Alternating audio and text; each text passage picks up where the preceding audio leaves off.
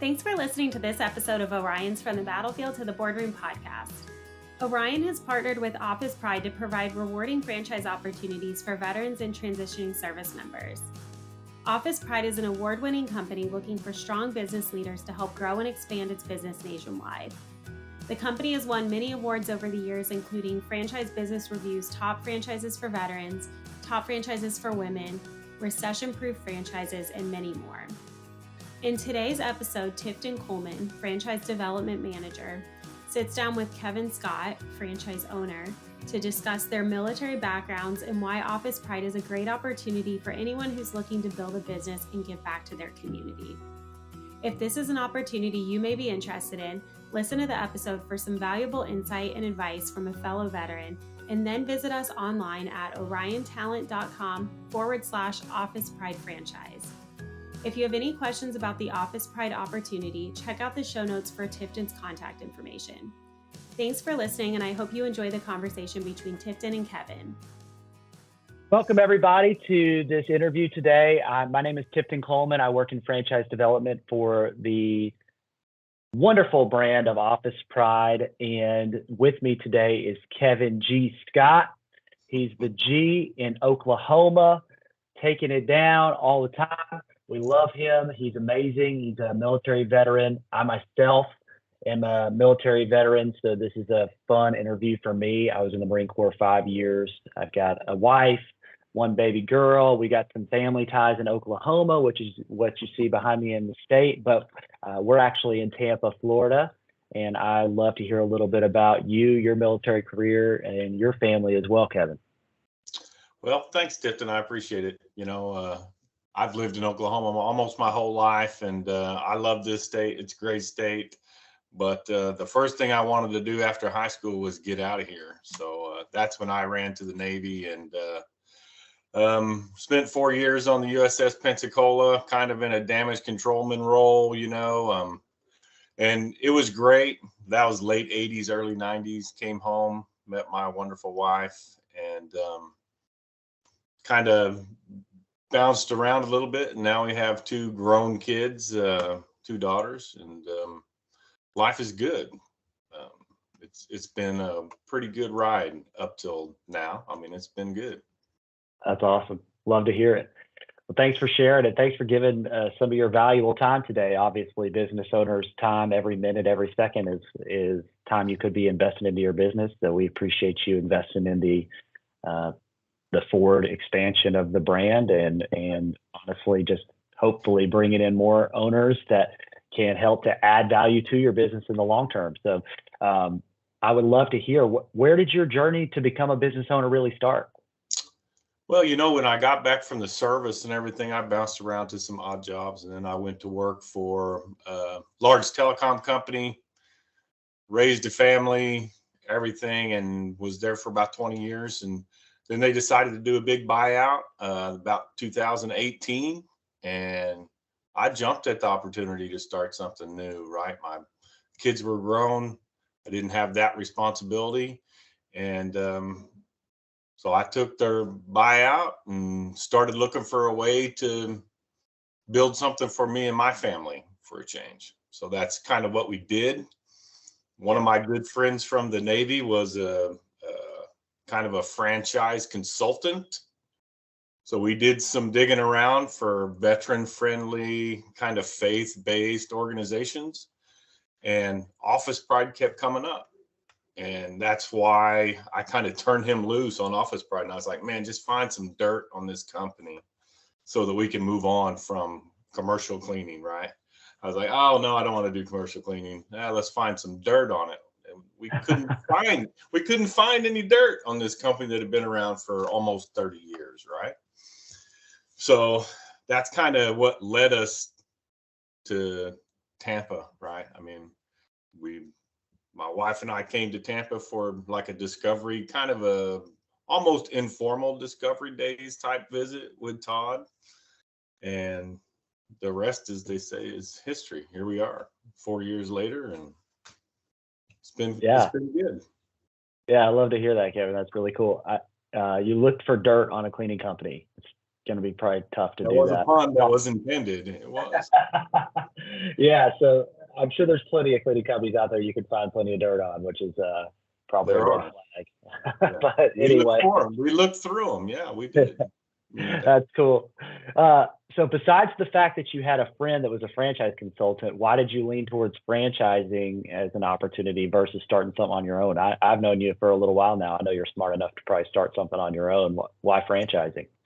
There's a lot of unknowns that are Yeah. kind of scary when you're thinking about investing a whole bunch of money to get something kicked off. And whenever you start seeing some of the problems that people have with running their own business and how many businesses fail in the first 5 years, right? That's the scary part. I didn't want to start something that wasn't going to make it even 5 years. And I really felt like having that kind of support. That's one of the horror stories you hear from owners, right? Is, oh, in the beginning the support was great, and then it just fell off to nothing and left us out there in the cold.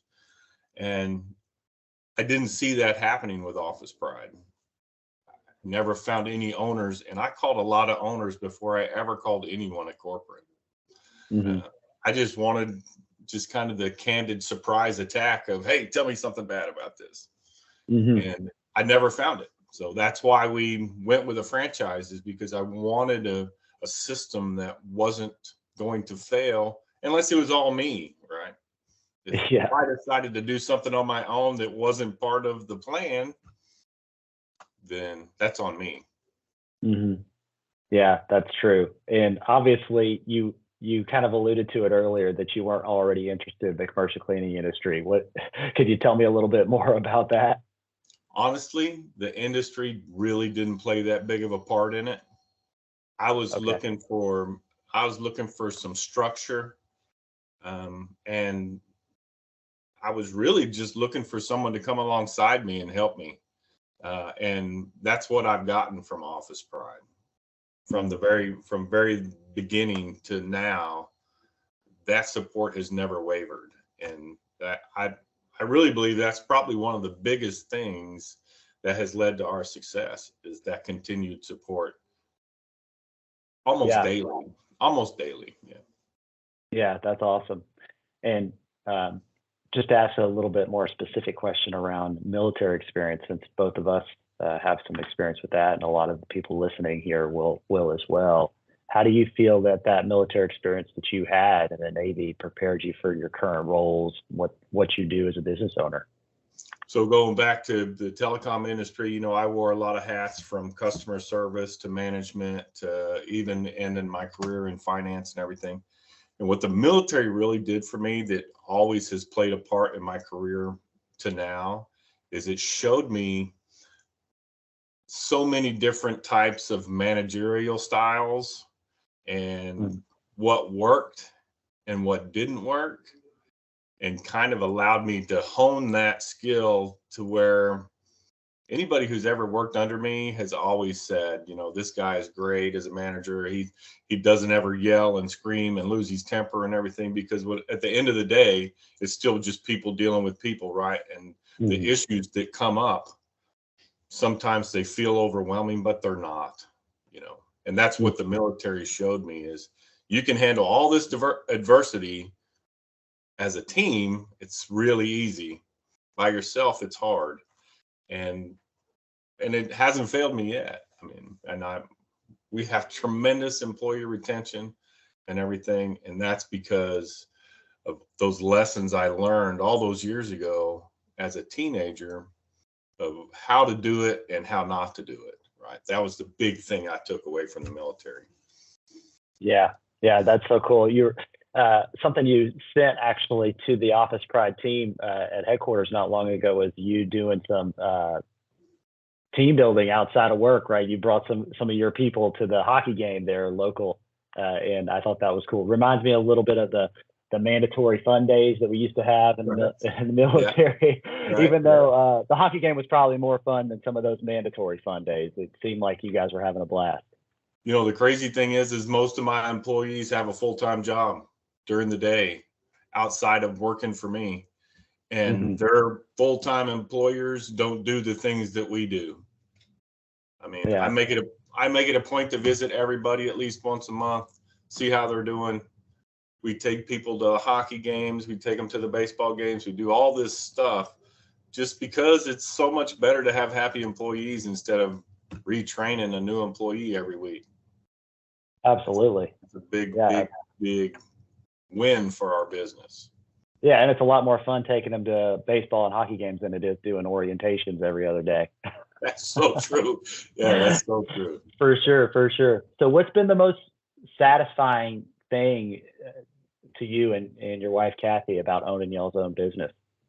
Well, I think that's part of it. Is I love setting attainable goals, small wins. I mean, that's always good. I have people come to me all the time. I want to buy my kid a car. Great. I'd love to help you do that. Right.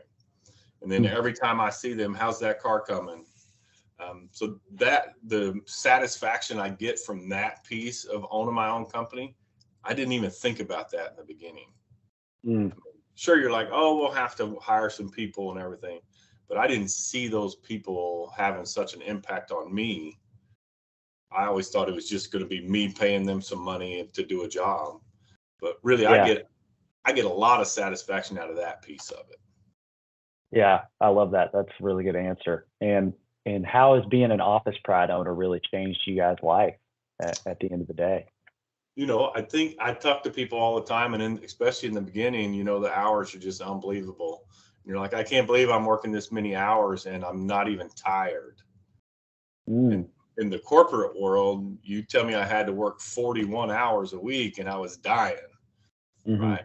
But it's different. I don't have to think about what clothes I'm wearing every day, right? I grab the next Office Pride shirt out of the closet and away I go, Monday through Sunday. I mean, it has become part of who we are now instead of, hey, what do you do for a living? So it's not what I do for a living anymore, right? I mean, it's my company. Yeah. So win, lose, or draw, it's on me. Obviously you guys jump in and help whenever we have issues and everything, but the day-to-day stuff, it's all on me. So I don't hide from it. I don't try and we go on vacation. I'm wearing an Office Pride shirt. It doesn't matter. It's who I am. And I've gotten a surprising number of customers from a Saturday afternoon at the beach. And they're like, hey, you work for Office Pride? I sure do. That's so cool. And I love to hear about y'all's dreams and goals, Phil.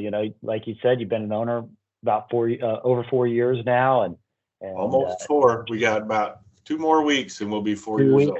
2 weeks to 4 years, and I know that that's just the beginning, right? For you guys, I'm sure your goals have moved from the beginning to now looking 4 years down the road. So, what kind of business goals do you have on the 3 to 4 year horizon right now? The big goal obviously is the $1 Million Club, right? I mean, that's, as any business owner, you just want to be able to say that my company made $1 million last year. So I think we'll hit that goal probably 2 or 3 years early. And that's kind of what we're shooting for right now. That's the biggest goal out there right now, because everything else kind of falls in place, as far as employee retention and everything else. If you have happy employees, it makes it easier to go out there and grab those big accounts, because you're not tied up with that kind of stuff on a day-to-day basis. So that's the big goal out there right now. And then probably 50 employees, that's like another little hash mark that you want to make that goal as well, because those go hand in hand. Those are probably the 2 big goals for the next, let's say, 2 years. That's awesome. Yeah. How attainable do you feel like that is? You feel pretty confident about it? Oh yeah. 100%. Yeah. I love it. We'll make it. It's not will we make it, right? It's when. Because I really believe that the system that we have in place and everything, it works. It works. And in the military, the one thing that they always tell you is follow directions, right? Well, it's written out, and Office Pride has the advantage of being out there for 30 plus years now. And if you can check the boxes, you can attain whatever goal you want to. Yeah, that's powerful stuff. I love it. And what kind of individual or community impact goals do you have over that same time? I know that you're not a man that goes, let me have more just for me. You've Oh alluded yeah. to that all throughout this call. I know you've probably got individual and community impact goals that I haven't even heard yet. I'd love to hear them. Well, in Broken Arrow, where we live, there are several different community groups that we try to support, on a monthly basis now. And we're actually pretty heavily involved in a mission down in Honduras that, helps kids get an education that normally wouldn't. Mm. And our success in the business just allows us to bless them. He called me last week, said, hey, they do a big dental clinic every year. Their x-ray machine broke. We need x-ray equipment. This is how much it's going to cost. And being able just to say, hey, it's done. We were able to meet their need because of our blessing in the business. And to me, I think that is the most important part of owning your own business, is making Yeah. sure you keep the focus off of you, right? This isn't my success. If I could do all this work myself, it would be one thing, but I can't. Mm. So that's the big external thing that we try to do, is just try and help those people around us that are struggling, and maybe give a better future to some kids in the poorest place you've ever been to. Wow. That's been a huge blessing for me and my whole family too. So Yeah. I love that. That's awesome. And a lot of people that I speak with are on the line. They're on the fence. They don't know whether or not they want to take that buyout and go find another job that might give them a buyout 10 years from now. They don't know if they want to open a business, take the risk, right? A lot of people don't feel less stability whenever they open their business, right? For good reason. You hear all those things about businesses failing. And what would you say to somebody that's considering opening a business or opening an Office Pride business, and they're worried about the stability and the opportunity? They're worried about, you name it, right? We can all come up with excuses or reasons why we should be afraid of things. I don't think that we're foreign to that in 2023 now, but it's something that I think that you, as an owner for almost 4 years now, would have an ability to be able to speak to. You've kind of made it through some of those times. I think the big thing for me is it's interesting. Todd gave me a book the first time I ever met him, and it was basically all the reasons why you shouldn't own a franchise, right? So I was like, are you trying to convince me not to do this? And he's like, no, I just want to make sure that you understand what you're getting into. And one of the big things for me over the last 4 years is you just have to be an eternal optimist, really. You have to wake up every morning thinking, I can do this, right? And you can handle whatever is thrown at you that day, because it's not all good, right? There is bad associated with all of it, but most of it is good, because as a business owner, you have to be able to find the good in all of it, right? Mm-hmm. So I think that's the biggest thing for a new business owner, is you have to be an optimist. And then the one thing my dad told me whenever I told him what I was doing, I said, I'm quitting this job that I would still have today that paid me a lot of money. He said, okay. And he said, in 5 years, your only real regret is that you didn't do it sooner, right? And I can tell you, at 4 years, I wish I would have done it 20 years ago. So it's something that I've really enjoyed, and I've gotten way more enjoyment out of it than I thought I would. And that's the big thing for me. So if you're not willing to gamble on yourself, then who? And business ownership isn't for everybody, but if you wake up every morning and be happy for the day ahead of you, then jump, do it. Yeah. It's a great opportunity. And I always tell people, call me if you have any questions, because I'm happy to help. It doesn't matter. Yeah. I love getting to be a part of a culture and a family of owners and support staff that really do live that out. And you're one of those people, Kevin, that really is just there for somebody considering the opportunity. I know you're there for neighbors around you, other owners. You know, I know Adrian's not too far from you. I know you guys are in relationship, and there's a lot of people that just lean on one another in the Office Pride community, and I love it. I think that was another big surprise, Tifton, is the support that all the owners give to each other. It's crazy. Mm-hmm. It's crazy in an environment that can be so competitive. It's still competitive, don't get me wrong, but even the top guys in the industry, I could pick up the phone right now and call them and they would answer the phone and answer whatever question I had, because crazy stuff comes up owning your own business. Who knew, right? They did. Who knew? Right. Yeah, for sure. And I tell people all the time, we've been around 31 years now and been franchising 27, and that doesn't mean we know everything. It just means we've got 27 years worth of franchising mistakes that we've made that we can help you not make. And we're learning new ones. And that's a good point. Yeah, that's a good point. Yes, sir. So thank you so much for spending some time with me. I know your time's valuable, like I said before we started this, and just appreciate you always being so generous with your time. I appreciate you, Tifton. You know that. And, thanks for your service again. I know that it played a big part in making you the awesome guy that you are today. So we appreciate you too. You as well, Kevin. I appreciate you guys carrying us around on your boats all those years. That's right. We'll take you anywhere and drop you off, buddy.